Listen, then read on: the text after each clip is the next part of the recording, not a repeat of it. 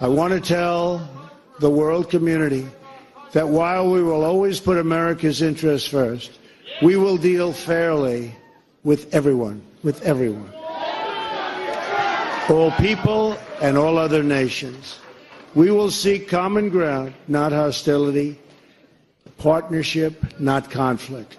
And the vision and future planning of the United States and the restructuring of the globe into a new world order is not limited to any particular US president, since globalism is a goal that may span 25 years plus. The maximum two-term limit of a US president is about 8 years. This is the reason why there are men in the shadows who steer national and foreign policy in a certain direction. The globalists work through groups such as the Bilderberg Group, the Council on Foreign Relations, the Club of Rome, and the Vatican, which has insinuated itself as the New World Order religion, but encompassing all religion through interfaith. These groups and organisations have built a framework that US presidents must work within, or risk being assassinated. The chilling infiltration of both American and European institutions is widespread. The Knights of Malta, Opus Dei, Knights Columbus, Freemasonry and Skull and Bones, which are secretly subservient to the Vatican and controlled by the Jesuit order. This is why you see George Bush making the Skull and Bones sign while receiving communion. One can also discern the level of papal involvement by the behaviour of John Kerry. Donald Trump, like his predecessors, must work within the system, including working towards globalist ambitions such as the Club of Rome's plan to divide the world into 10 manageable regions, with the Pope as the supreme ruler. We only have to be reminded of what happened to JFK, who rebuffed globalists, intelligence agencies, secret societies, and the Roman Catholic Church, even though he was a Catholic. JFK did many things contrary to the objectives of the deep state and the Vatican. He wanted to de-escalate involvement in Vietnam, dismantle the Federal Reserve, stated he wanted to smash the CIA into 1,000 pieces, and to his detriment made a speech that greatly displeased the Vatican about the subject of separation between church and state. JFK was essentially a New World Order nonconformist who had to be eliminated. The very word secrecy is repugnant in a free and open society, and we are, as a people, inherently and historically opposed to secret societies, to secret oaths, and to secret proceedings. We decided long ago that the dangers of excessive and unwarranted concealment of pertinent facts far outweighed the dangers which are cited to justify it. Even today, there is little value in opposing the threat of a closed society by imitating its arbitrary restrictions. Even today, there is little value in ensuring the survival of our nation if our traditions do not survive with it. And there is very grave danger that an announced need for increased security will be seized upon by those anxious to expand its meaning to the very limits of official censorship and concealment. That I do not intend to permit to the extent that it's in my control. The event surrounding the assassination of Abraham Lincoln was another event that has been whitewashed by historians and academics. The irrefutable connection to the Jesuit order at the Vatican has been buried under a mountain of frivolous information. Statements from Lincoln himself have been omitted that tell of his anxiety towards an unseen battle with the Pope. Charles Quinniqui, a close friend of President Lincoln, was a disillusioned Catholic priest who had left the Catholic Church and become a Presbyterian minister. He confirmed that the Vatican was behind the Confederate cause, the death of President Lincoln, and that Lincoln's assassins were faithful Roman Catholics ultimately serving Pope Pius IX. The Vatican assassin was John Wilkes Booth, aided and abetted by other staunch Catholics. Mary Surratt, Lewis Powell, George Asteros, David Herold and John Surratt, who were coached by a Jesuit priest. At the time of the trial and hanging, the US government decided to hide the Vatican conspiracy from the public, in case of a public backlash against Catholics from an overwhelming Protestant majority.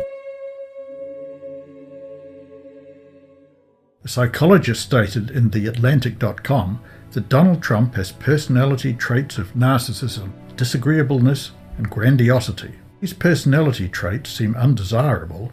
In many respects, it is a safeguard from the tyranny of the establishment, and the men in the shadows. If you look at those removed from power, like Saddam Hussein, Muammar Gaddafi, as well as leaders whom the US wants to remove, like Assad and Putin, they all have one thing in common. They are independent thinkers, not willing to be a sock puppet for globalists, unlike Hillary Clinton. Donald Trump would be more likely to do things his own way rather than heed the counsel of advisors of think tank groups and the Jesuit order. Obama was surrounded by Jesuit-trained advisors because he, like Bush, Clinton, and so many other presidents, are not the real power behind the political throne. However, Trump, like Kennedy, is reliant on the Secret Service to protect him, aircraft mechanics to make sure his plane does not crash, and master chefs to make sure his food is not tainted. Trump will have to make concessions or risk being assassinated. Roman Catholic Mexicans are illegally crossing the US-Mexican border, neutralizing the mainly Protestant nation of the US.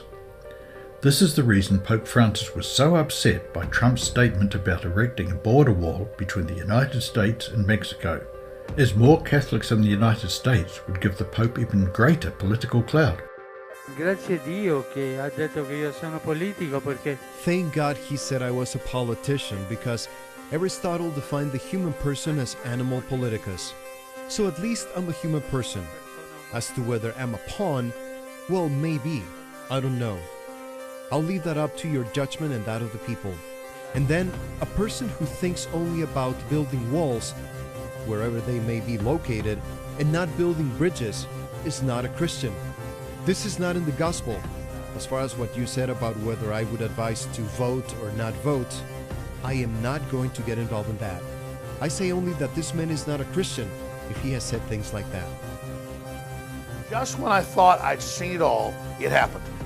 Since last year, when the Pope started calling for us to open our borders up and started saying that we were racist and evil for not doing it, I pointed out that even the New York Times admits Mexico has one of the strictest southern borders with Guatemala in the world, and upwards of a year in prison, forced labor, if they catch you trying to sneak in. So I said, why do we have to be wide open? And then once people get here, put them on welfare and make them collectivist Bernie Sanders voters. And then when I traveled to Rome last year and actually saw the 200-foot plus walls, on average over 90 feet, it blew me away around Vatican City, which they say themselves in the tours is the oldest sovereign nation, tax exempt, above the law in the world. And I mean, I just had word as an example, the Pope. The Pope was in Mexico. Do you know that? Did everyone know, right? He said negative things about me because the Mexican government convinced him that Trump is not a good guy, because I want to have a strong border. I want to stop illegal immigration. I want to stop people from being killed, like Kate in San Francisco, like Jamil in Los Angeles, like the incredible woman veteran, 65 years old, who's raped, sodomized, and killed by an illegal immigrant, okay? So the Mexican government fed the Pope a tremendous amount of stuff about Trump is not a good person, and the Pope just made a statement. Can you imagine? I just got a call. As I'm walking up here, they said, Mr. Trump, the Pope made a statement about you. I said, the Pope? What did the Pope say? I like the Pope. I mean, was it good or bad? Because if it's good, I like the Pope. If it's bad, I don't like the Pope. Though immigration sometimes carries an economical factor, the globalist agenda is to obliterate any sense of national identity so that the Club of Rome can usher in her 10-region agenda. This is the precursor to the New World Order that will give absolute power to the Pope. Yeah, I mean, the question is, why is it happening? I mean, if you research this conspiracy for not very long, you realize that it is like a room of dominoes in a line, and you push one domino down and that creates the next domino to fall. So we've had this situation in the Middle East where we've had all this bombing and destruction and chaos and catastrophe externally created by the United States, NATO, Britain. And this has forced large numbers of people to leave. And this wave into Europe has of genuine people who deserve our help because of the situation that the West has put them in, has been joined by vast numbers of other people who are not refugees but are seeking to get into Europe. And it's being allowed to happen for this reason. And it's been long planned for this reason. They want a world government, a world central bank, world army, and world currency, etc. And under the world government, they want these super states. They want the European Union, of course, the American Union, the Pacific Union, all these super states under the world government. And these super states are designed not to be countries any longer, but to be broken up into regions, subordinate regions that are easy to control. You've talked about this in relation to the United States and North America, and it's planned for the world. Now, the biggest resistance to the breakup and ending of sovereignty is a sense of national identity.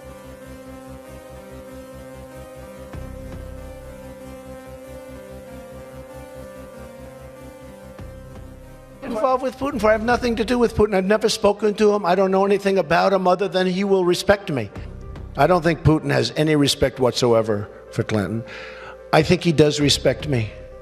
And I hope I get along great with him. It's possible that we won't, Jeremy. I hope that we get along great with Putin, because it would be great to have Russia with a good relationship. Right now we don't have a good relationship. The purpose of that infiltration was what for? Well, the purpose is what the Roman Catholic system has all the time as her own purpose, is to infiltrate, to penetrate all the areas of life where the Roman Catholic can have control and access for the coming world government. What that means is, in preparation for that world government, the Roman Catholic institution, especially since the establishment of the Jesuit order in 1541, throughout all these 500 years, they've been in preparation and through infiltration and penetration of every level of society in order to take over the world politically and religiously. There are two doctrines that define very well these dangerous goals of the Roman Catholic institution. Two doctrines define this very well. One is called the doctrine of the apostolic succession, and that is dealing with the papacy. And the other is the doctrine, the temporal power, and that is dealing with world government. The founders of the CIA, which replaced the OSS, Office of Strategic Services, were Alan Dulles, a Knight of Malta, Harry Truman, a Freemason, and William J. Donovan, who was also a Knight of Malta. Every director of the CIA has had some connection to the Jesuit order, through either a secret society, a Jesuit priest, or a Jesuit education. The CIA vet potential US presidents, often grooming candidates or sabotaging them, like the Trump hot mic incident. Here it was apparent that Billy Bush egged Trump on while recording him. Billy Bush is a member of the Bush dynasty. The Bush family are deeply involved with the CIA, the Vatican, and Skull and Bones, a secret society that makes their initiates carry out immoral acts or confess sordid details of their lives. These initiates can then be controlled or blackmailed if they start to think independently outside the order. The Parliament of the United Kingdom is controlled in a similar way. Both the House of Lords and the House of Commons are mostly controlled by MI5 or MI6 through blackmailing or destroying individuals with recordings, such as videotapes of politicians engaging in bad behaviour, such as soliciting prostitutes and even pedophilia parties. That is the secret of how politicians are controlled or destroyed by intelligence agencies. Since 9/11, the only director of the CIA who has not been Jesuit trained was Michael Morrell, who is a member of Skull and Bones, a society controlled by the Jesuit order. James Clapper, staunch Roman Catholic, is Director of National Intelligence, a position that makes him an advisor to the President and generally an overseer of all intelligence agencies. The Vatican now controls intelligence agencies, which gives the Jesuits a carte blanche to carry out operations not only in secret, but at the expense of the everyday American taxpayer.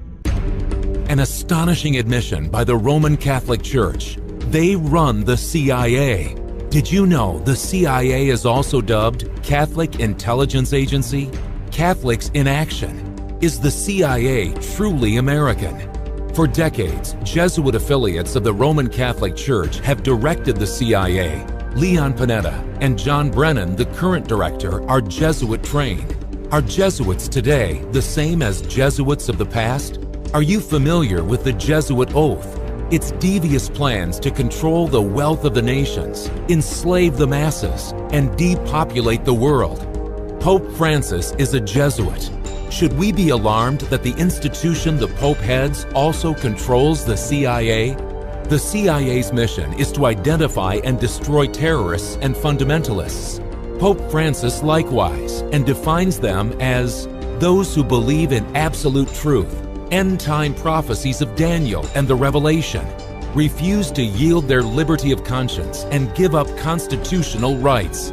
The insidious agenda of the Jesuits will soon be realized, as Pope Francis has been hailed Lord of the world and Savior of the earth. What does CIA stand for? The Central Intelligence Agency. That is correct. That is what the CIA stands for. Now, do you know what the primary job of the CIA is? I think their primary job would be similar to the police force, but more the head of law enforcement. Now, Marianne, what is the primary job of the CIA? I believe it has to do with foreign intelligence. The CIA is the foreign spying agency for America. That is also correct. Now, they collect, analyze, evaluate, and disseminate foreign intelligence in order to help make decisions that relate to national security. So you're right. So, Jerome, can you guess what religious group has predominantly run the CIA? I would assume Christians or Catholics. Now, can you guess what religious group has predominantly run the CIA? I'm going to assume or guess the Catholic religion. That is correct. Why do you guess that? Because I figured that they might have a lot of involvement with the CIA. Now, the CIA has been predominantly run by Roman Catholics, and a high percentage of them have been members of the Jesuit Society. Yes. So, do you know who Jesuits are, Marianne? Kind of, yes. I was raised Catholic, so I'm familiar with Jesuits. Okay. And what can you tell me about Jesuits? Well, they seem to be more liberal priests, I guess. All right, so they are a male congregation in the Roman Catholic Church, as you know. And so what we're going to do is just read the Jesuit oath, okay? So have you follow along. It says, I furthermore promise and declare that I will, when opportunity present, make and wage relentless war, secretly or openly, against all heretics. I will hang, waste, boil, flay, strangle, and bury alive. Rip up the stomachs and wombs of their women in order to annihilate forever their terrible race. So, Lucas, what are your thoughts on the Jesuit oath?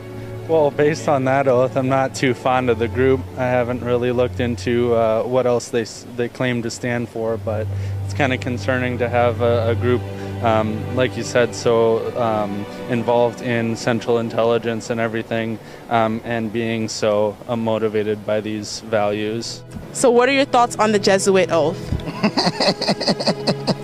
The Jesuits are pretty bad people. Sounds like they want to kill people. That's not a good thing, is it? Based on the Jesuit oath, the excerpt that we just read, what are your thoughts on Pope Francis being so impactful in social and political issues? I think that we should keep our, separation of state and church. I believe that the Pope should stick to his religious issues, and then the government needs to handle the government issues. So now, based on the Jesuit oath, because Pope Francis is a Jesuit, right? How do you feel about Pope Francis being so impactful in political and social issues? I feel that's a sign of prophecy. So I'm not surprised. It's, the Catholic religion is a religion of a universal religion trying to get everyone in the world to follow their same creed. So that doesn't surprise me. Wow, Sean, I was going to ask you now, are you aware that the Bible tells us there is a time coming when our liberty of conscience will be stripped away, and that those who stand true to the principles of Protestantism will not be able to buy and sell? Yes, Revelation. The Catholic Herald, which is a news publication for the Roman Catholic Church, gives us a new and interesting way to look at the CIA, or the Central Intelligence Agency. by professing right in the very front page of this Catholic Herald News, it states that the Catholic Church thrives in the CIA. The headlines read, "Why Catholics Thrive in the CIA." The agency has been dubbed, and I quote, "Catholics in action," end quote, because the faithful have occupied so many senior positions. This, ladies and gentlemen, is a plain easy giveaway, and it should not take a rocket scientist or anyone with great qualifications to understand that the Roman Jesuits, or should I say the Vatican, is the one that runs the Central Intelligence Agency. Make some very interesting notes here. Make note that the CIA thrives in the United States of America. It has the seal of the United States and the symbol of the United States right on it. The eagle is right there. Secondly, make note, the Jesuit order thrives primarily at the Vatican. However, what you need to understand is that the Jesuit order is a secret police for the Vatican, and what they have done is they have successfully infiltrated every other governmental structure in the world today. But they will disguise themselves as Roman Catholics, and that is because they are Roman Catholics. Just as you have Joe Biden, he is the first Roman Catholic Vice President of the United States of America. While he is the very first Vice President who is a Roman Catholic, we also have the very first Jesuit Roman Catholic leader, the Pope, Pope Francis. In case you missed it, let me go back and repeat myself again so you will understand exactly what I'm telling you. These Jesuits, though they infiltrate other governmental structures, they simply will never tell you that they are Jesuits, but they will tell you that they are simply Roman Catholics. Their allegiance belongs to the Pope.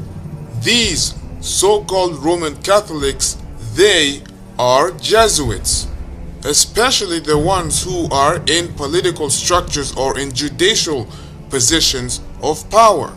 The United States of America is run by Jesuits. They used the order of the Masons as scapegoats. The majority of people, the minute they hear the words Freemason, they automatically think the most evil secret society. But when they hear Jesuits, they think, oh, Pope Francis is a Jesuit, he's a good person, he's a Roman Catholic. I think the Jesuits are connected to the Roman Catholics. They have hospitals and schools and many other good institutions, so they're not that bad. But that's how they operate. They operate in a very subtle way. The evidence for this is that we see a reflection between America and the Vatican. The United States Capitol is designed to resemble the Vatican.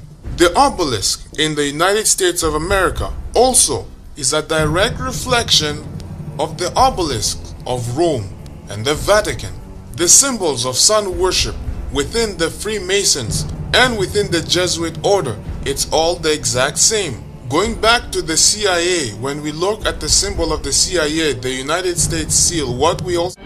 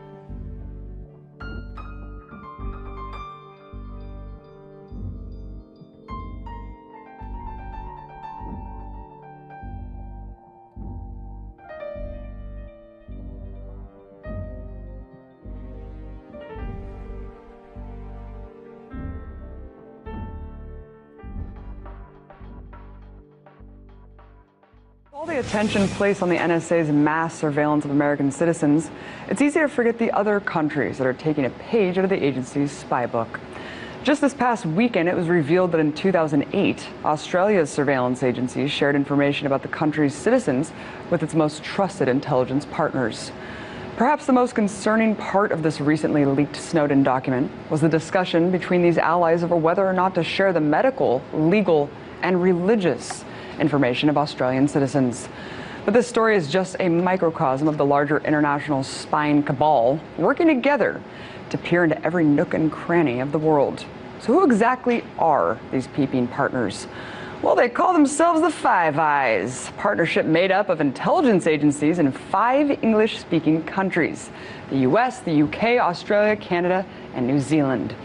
And just like the Eye of Sauron, eyes see all, which is an especially appropriate analogy since The Lord of the Rings was filmed in New Zealand. But I digress. You see, the Five Eyes Agreement has been around since the end of World War II, but it was so secret that the program wasn't even disclosed to the public until 2005. On the surface, this treaty is just a friendly agreement between allied nations that it's essential to stopping global terrorism. But thanks to the Snowden leaks, we now know just what an asinine agreement it's actually being used for: industrial espionage and circumventing those pesky laws that prohibit warrantless surveillance of a country's own citizens. In theory, these nations are not allowed to spy on each other's people, but we all know rules are meant to be broken. In 2007, the NSA analyzed and retained any British citizen's mobile phone number, email, and IP address swept up in its enormous dragnet. Another memo dated from 2005 shows that the NSA was working on a procedure to spy on the other 4 countries. And while one sentence in the memo states that the US and UK will not explicitly target each other, the very next sentence says governments reserve the right to spy on each other's citizens when it's in the best interest of each nation. Well, that's not open to interpretation at all. Look, I think it's clear at this point that the myth of the American empire exporting freedom and democracy really means exporting surveillance and subjugation. Guys, there's a lot going on in the world, a lot that you might disagree with. But as much as we protest and complain to our elected representatives, it doesn't seem to shape the actual legislation put into action. Foreign policy is supposed to be drafted between the president and Congress, but that would be too easy, it'd be too democratic. So instead, legislation is now outsourced. Policy prescriptions are made by think tanks and NGOs like the Council on Foreign Relations, the Atlantic Council, and the Trilateral Commission. The idea of having academics researching world issues, pairing with world journalists to help keep our elected officials informed sounds like a good idea, right? Sure.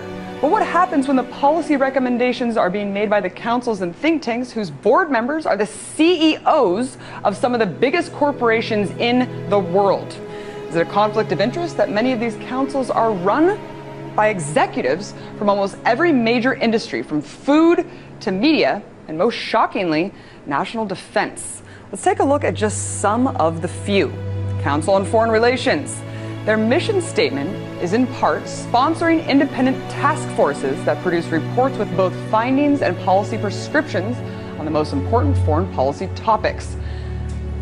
The question I ask is, what sort of policy prescriptions can we expect from a board of directors that includes Madeleine Albright and Colin Powell, both of whom served as U.S. Secretary of State, and Tom Brokaw and Fareed Zakaria, both two well-known establishment journalists? So, these folks aren't even in government anymore, yet they sit on the board of one of the most influential think tanks in the world. Now, if you doubt the CFR's influence, just take a listen of a clip of Hillary Clinton's first visit as Secretary of State to the CFR headquarters right here in Washington, D.C. We get a lot of advice from the council, so this will mean I won't have as far to go to be told what we should be doing and how we should think about the future. What we should be doing and how we should think about the future? Gee, Hillary, you're really letting the cat out of the bag there. Now, you may be wondering why you don't hear about these groups' influence from the corporate media. As I mentioned before, extremely powerful and influential media moguls sit on these boards. They are part of the establishment, and the CFR is only one of these groups. What about the Atlantic Council? According to the Atlantic Council's website, part of their focus is on drafting roadmaps for U.S. policy toward the Balkans, Cuba, Iraq, Iran, and Libya. Now, this is especially interesting because membership of the Atlantic Council includes some of the top defense corporations in the country: Lockheed Martin, Boeing, Northrop Grumman, and Raytheon. So why are the top defense corporations in the world advising our lawmakers on foreign policy?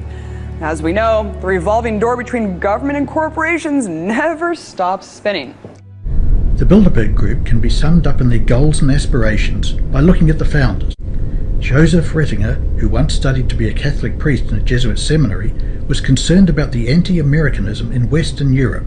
He approached Prince Bernhard of the Netherlands, who then in turn contacted Paul van Zeeland of the Catholic Party of Belgium. Prince Bernhard contacted Walter Bedell Smith, director of the CIA, and facilitated guest lists through Eisenhower's advisor Charles Douglas Jackson, who was an expert in psychological warfare and director of the defunct OSS, the Office of Strategic Services, the forerunner of the CIA. So the Bilderberg Group founders consisted of royalty, intelligence service directors, a member of the Roman Catholic political party, and the influences of the Jesuit order Novitiate, Joseph Ratzinger. Enough said. Well, secretive and elite. The Bilderberg Group unites the world's most powerful people behind closed doors. It's been happening for decades. Some even believe it's a venue where the world's most rich and powerful conspire to carve out a new world order. RT correspondent Abby Martin was in Chantilly, Virginia today to let us know what's happening outside of the Bilderberg Conference and joins us now to tell us all about it. Abby, nice to see you. So we have a lot of powerful people all in one room.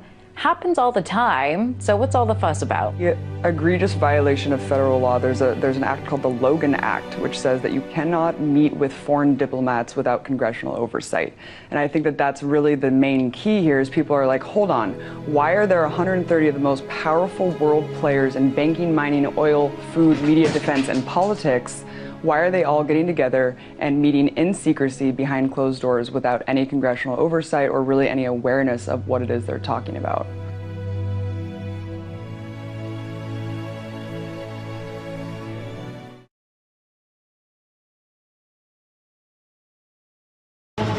Breaking news tonight, the Pope in America. A rousing welcome for the man who's been called the rock star Pope. Rock star Pope Francis begins a historic visit.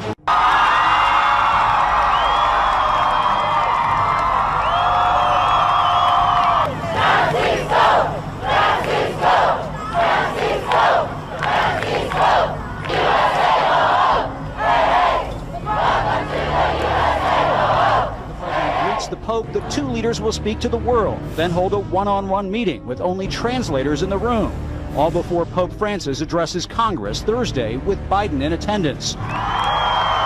Even though the president and the Pope are allies on issues ranging from climate change to income inequality to Cuba, even the Iran nuclear deal, the White House refuses to reveal what the two men will discuss. The White House refuses to reveal what the two men will discuss.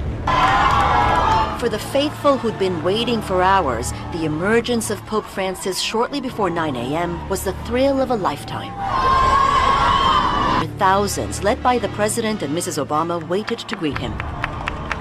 And after the official welcoming ceremony, both leaders addressed the significance of the visit. Yet I believe the excitement around your visit, Holy Father, must be attributed not only to your role as Pope.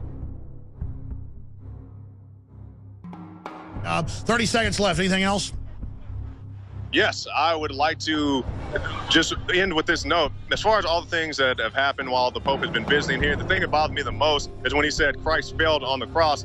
And I did a report earlier in the day, people can go and look at while I reference certain scriptures, but Christ didn't fail on the cross. He knew he was going to die on the cross, and he said, I'm giving myself willingly. So I was very disturbed to hear something like that. He said that? I didn't know that. That was Christ's ultimate triumph. Yeah, and he said he failed on the cross. There's an ABC News. I'm sure it's on multiple Sounds other like news something the outlets devil as well. would say, Jakari. I think. And if at times our efforts and works seem to fail and not produce fruit, we need to remember that we are followers of Jesus Christ. And his life, humanly speaking, ended in failure, the failure of the cross.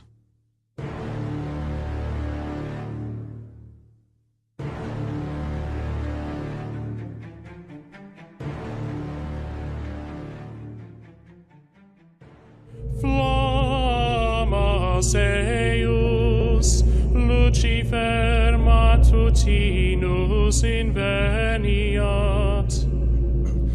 Ille in quam Lucifer qui nescit occasum, Christus filius tuus, qui regressus ab inferis, humano generis serenus iluxit, et tecum vivit et regnat in saecula saeculorum.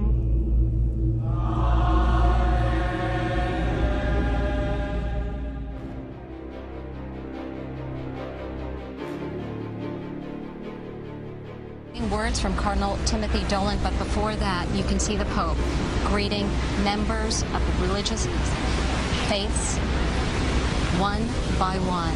And as he entered the hall as well, greeting many who were there to see him. This is an important.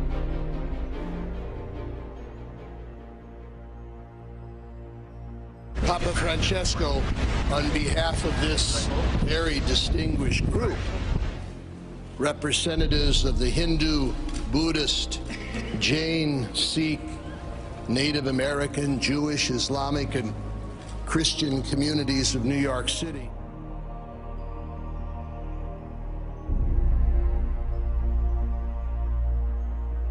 Yes. You say to them, Yeah. look, I have to have the Sabbath Yes. off, Yes. which may I just confess that I learned in my first meeting with Devon. All these years I thought the Sabbath was Sunday. Yeah. I've been going to church. We say worship on the Sabbath, worship on the Sabbath in the Baptist church. And you corrected me. You said, no, Sunday is the first day of the week. Sabbath is Friday sundown to Saturday sundown. That's right. That's I right. stand corrected.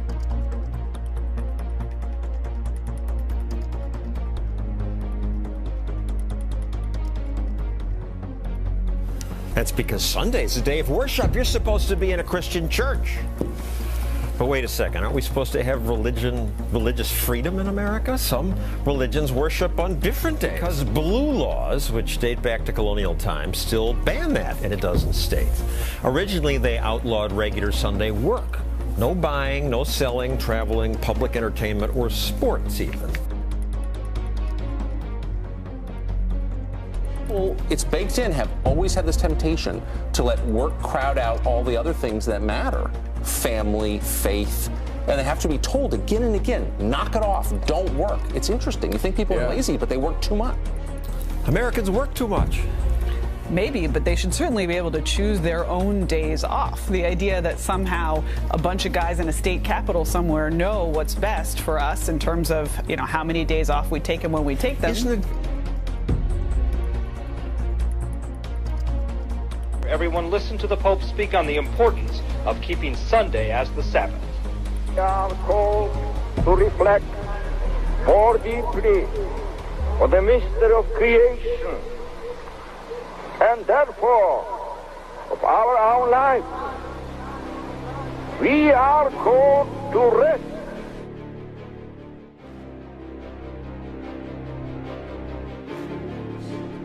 Especially those in situations of greater vulnerability or risk. Legislative activity is always based to take care of supportive people. To this you have been invited, called, and convinced by those who elect you. Yours is a work which makes me reflect in two ways on the figure of Moses. On the one hand, the patriarch and lawgiver of the people of Israel symbolizes the need of people to keep alive their sense of unity by means of just legislation.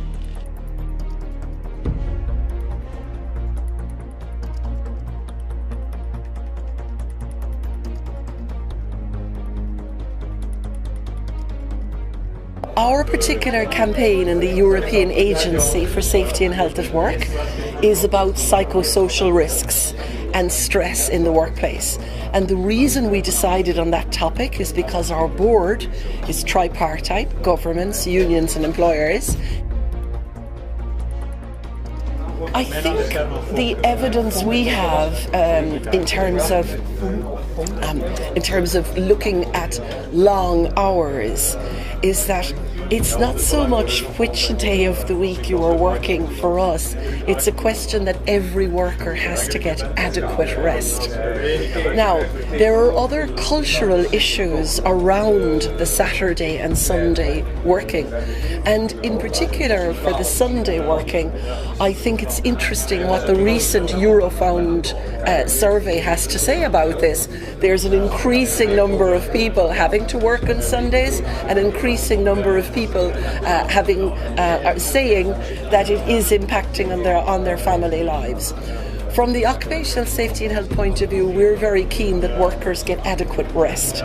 But I think if you look at that European Working Conditions survey from Eurofound, you will see that that Sunday working is definitely impacting as well on family life.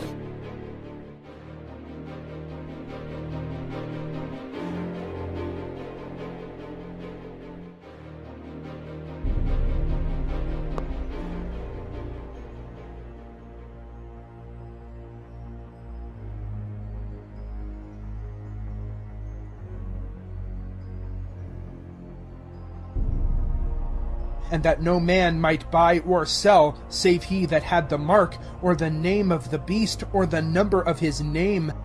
Stocks up on supplies at the supermarket. But Karin, like most people here in Sweden, won't be paying with cash when she gets to the checkout. I personally never use cash. As you see here, I'm shopping. I use my scanner. When I check out, I'll use my credit card, and my banking I do on my iPhone. So that's it. I don't need any cash. He is now joining the war on cash. We've seen that from the ECB, and they're saying, oh, we should get rid of the €500 note. In the UK, we're seeing the former chief executive of Standard Chartered. He's saying that we should get rid of the £50 note. So there's a war on cash going on. They're saying it's because they want to stop terrorism. They're saying because they want to stop money laundering. But as we've seen over and over, the banks are the ones that are involved in that anyway. So popular culture proclaims the RFID chip is the mark of the beast. However, let us first ponder the scripture. And he causeth all, both small and great, rich and poor, free and bond, to receive a mark in their right hand or in their foreheads, and that no man might buy or sell, save he that had the mark, or the name of the beast, or the number of his name. Before we investigate what the mark of the beast is, we must first discover how the no buy and sell would be administered, and only a cashless society can achieve that. The greatest misconceptions are spread by repeating the opinions of others. Let us go straight to the source, the Bible, and learn the clear and distinct definition of what exactly is the mark of the beast. A beast in Bible prophecy is a kingdom, as explained in the following verse. Daniel 7:23. Thus he said, the fourth beast shall be the fourth kingdom upon the earth. Now the mark which belongs to the papacy is the professed holy day of mainstream Christianity. Sunday is our mark of authority. The church is above the Bible, and this transference of Sabbath observance is proof of that fact. Catholic Record of London, Ontario, September the 1st, 1923. Protestants accept Sunday rather than Saturday as the day for public worship after the Catholic Church made the change. But the Protestant mind does not seem to realise that in observing Sunday, they are accepting the authority of the spokesman for the Church, the Pope. Our Sunday Visitor, February the 5th, 1950. Sunday keeping went mainstream as a day of worship and rest in 321 AD, when Emperor Constantine decreed it under the influence of his flatterer, Bishop Eusebius. The divinely appointed Sabbath, Saturday, was moved to Sunday, Dies Solis, and those true Christians who disobeyed the Sunday apostasy were penalised and persecuted. Bishop Eusebius was the hidden hand in this religio-political decree as Emperor Constantine realised the religio-political benefits uniting pagans and Christians within the Roman Empire. Bishop Eusebius was part of an apostate Christian movement that evolved into the Roman Catholic Church, as Sunday keeping had been preeminent among apostate Christians around 70 years before Emperor Constantine's decree. The fourth commandment, Exodus 28, remember the Sabbath day, to keep it holy, has never been changed under any biblical or apostolic instruction. Jesus, the disciples, and all the early churches mentioned in the Bible, for example Corinthia, Thessalonica, Galatia, and churches in Rome, kept the Sabbath Saturday. The Pope's title Vicarius Filii Dei, vicar or representative of the Son of God, adds up to 666 in Latin, Greek, and Hebrew. Vicarius, or vicar, is derived from the word substitute, as the Pope assumes the title Substitute of Christ on earth. Therefore, Mark of the Beast 666 is a prophecy that every nation will enforce a Sunday law by fine, economic sanctions, and finally the death penalty. The United States or Vatican alliance can achieve this goal through controlling the global financial systems of the world, implementing sanctions or withholding global currency or access to the SWIFT international payment system. The Mark of the Beast is an invisible mark, and like the seal of God, which is also invisible, is an individual choice of whom to obey, symbolizing either God's commands or Satan's counterfeit. The mark in the forehead, pertaining to both the mark of the beast and the seal of God, signifies the moral choice of how they will obey, as the frontal lobe at the front of the forehead is where moral decisions are made. Therefore the mark is symbolic of that choice. However, the mark of the beast can also be found on the hand, signifying actions. For example, an atheist or Muslim can keep the global Sunday law by actions, and by those actions they will receive the mark in their right hand, different to those who receive the mark of the beast in their foreheads by believing and choosing Sunday as their religion. And those who refuse the Sunday law will be penalized and persecuted in stages of fines, imprisonment, and the death penalty. You may say that the Sabbath day, Saturday, belongs to the Jews. However, the book of Genesis negates this idea, Genesis 2:3. And God blessed the seventh day and sanctified it, because that in it he had rested from all his work which God created and made. So Genesis chapter 2 verse 3 silences the argument that only the Jews were commanded to keep the Sabbath. James chapter 2:10. For whosoever shall keep the whole law, and yet offend in one point, he is guilty of all. In the issue of the contest, all Christendom will be divided into two great classes: those who keep the commandment of God and have the faith in Jesus, and those who worship the beast in his image and receive his mark. Although church and state will unite in their power to compel small and great, rich and poor, free and in bond. Revelation chapter 13 verse 16. Yet the people of God will not receive it. But Christians of past generations observed Sunday, supposing that in so doing they were keeping the Bible Sabbath. And now there are true Christians in every church not accepting the Roman Catholic Communion, who honestly believe that Sunday is the Sabbath of divine appointment. God accepts their sincerity of purpose and their integrity before him, but when the Sunday observance shall be enforced by law, and the world shall be enlightened concerning the obligation of the true Sabbath, then whosoever shall transgress the law of God to obey a precept that has no higher authority than that of Rome, will then honour popery above God. He is paying homage to Rome and to the power that enforces the institution ordained by Rome, and is worshipping the beast in his image. Men will then reject the institution that God has declared to be the sign of his authority, and honour in its stead that which Rome has chosen in token of her supremacy. They will have then set their sign as their allegiance to Rome, the mark of the beast, and it is not until the issue is plainly set before the people and they are brought to choose between the commandments of God and the commandments of men.